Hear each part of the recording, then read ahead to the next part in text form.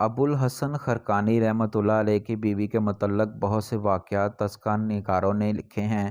ان کی بیوی ان کی عبادت ریاضت سے سخت نالاں تھی اور اکثر ان کی ولایت کو مکاریاں فریب کاریاں کہتی تھی۔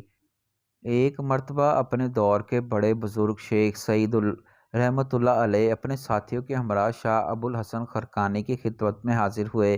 حضرت نے اپنی بیوی سے کہا کہ مہمانوں کے لیے کھانا تیار کرو۔ بیوی نے نہایت ناگواری سے کہا کہ گھر میں کچھ ہو تو تیار کروں، تمہارے جیسے کلاش آدمی کے گھر مہمان آتے ہی کیوں ہیں؟ حضرت ابوالحسن نے کہا، اے نادان عورت، آہستہ بول، کہیں مہمان تمہاری گفتگو نہ سن لیں۔ مگر آپ کی بیوی نے آپ کی ایک نہ سنی اور بولتی گئی۔ حضرت نے پھر کہا، تم اپنی زبان بند کرو، کھانے کا انتظام وہ خود کر لے گا جس نے مہمان بھیجے ہیں۔ بیوی نے تمسخرانہ انداز میں کہا، اچھا آج میں بھی یہ دیکھ لیتی ہوں کہ تو کس طرح کھانے کے لیے ڈرامہ کرتا ہے۔ حضرت ابوالحسن رحمۃ اللہ علیہ نے خادم سے پوچھا کہ گھر میں کتنی روٹیاں ہیں؟ اس نے کہا 4 ہیں۔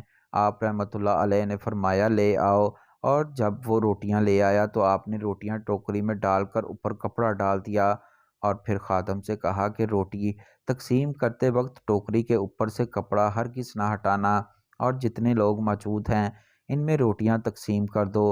اور پھر خدا کی شان دیکھو، خادم نے حکم کی تعمیل کی اور حیران رہ گیا کہ اتنے مہمانوں نے روٹیاں کھائیں مگر روٹیاں ختم ہونے میں نہیں آ رہی تھیں۔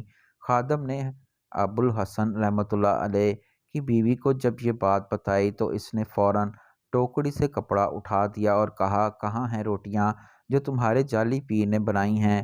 مگر اندر سے وہی 4 روٹیاں نکلیں۔ وہ بولی کہ میں نہ کہتی تھی یہ جھوٹ ہے، روٹیاں کہاں سے آ سکتی ہیں؟ حضرت ابوالحسن رحمۃ اللہ علیہ، اے اللہ کی بندی، اگر تو یقین نہیں کرتی تو نہ کر، اللہ نے اپنے بندے کا بھرم رکھ لیا ہے اور مہمان شکم سیر ہو چکے ہیں۔ بیوی پیر پٹکتی چلے گئی۔ 2 آدمی قبرستان میں بیٹھے تھے، ایک اپنے دولت مند باپ کی قبر پر اور دوسرا اپنے درویش باپ کی قبر پر۔ امیر زادے درویش لڑکے نے طعنہ دیا کہ میرے باپ کی قبر کا صندوق پتھر کا ہے، اس کا کتبہ رنگین اور فرش سنگ مرمر کا ہے اور فیروزے کی اینٹ اس میں جڑی ہوئی ہے، اس کے مقابلے میں تیرے باپ کی قبر کیسی خستہ حال ہے کہ 2 مٹھی مٹی اس پر پڑی ہے اور اینٹیں اس پر رکھی ہیں۔ درویش زادے نے جواب دیا، یہ درست ہے، لیکن یہ بھی تو سوچو کہ قیامت کے دن جب مردے قبروں سے اٹھائے جائیں گے، اس سے پہلے کہ تیرا باپ بھاری پتھروں کے نیچے سے جنبش کرے، میرا باپ بہشت میں پہنچا ہوگا۔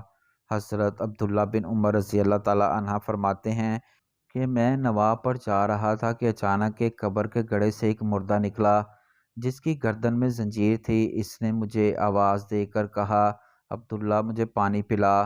اسی گڑھے سے ایک اور شخص برآمد ہوا، اس کے ہاتھ میں کوڑا تھا۔ اس نے مجھے پکار کر کہا، عبداللہ اسے پانی نہ پلانا، یہ کافر ہے۔ پھر اسے کوڑے مارتا رہا یہاں تک کہ وہ گڑھے کی طرف واپس لوٹ گیا۔ حضرت عبداللہ بن عمر رضی اللہ تعالیٰ عنہ فرماتے ہیں، پھر میں نبی کریم صلی اللہ علیہ وآلہ وسلم کی خدمت میں حاضر ہوا اور سارا واقعہ حضور صلی اللہ علیہ وآلہ وسلم سے بیان کیا تو آپ نے فرمایا کہ تو نے اسے دیکھا؟ میں نے کہا، ہاں یا رسول اللہ صلی اللہ علیہ وآلہ وسلم، میں نے اسے دیکھا۔ تو حضرت محمد صلی اللہ علیہ وآلہ وسلم نے فرمایا، وہ اللہ کا دشمن ابو جہل تھا اور وہ اس کا عذاب تھا جو اسے قیامت تک ملتا رہے گا۔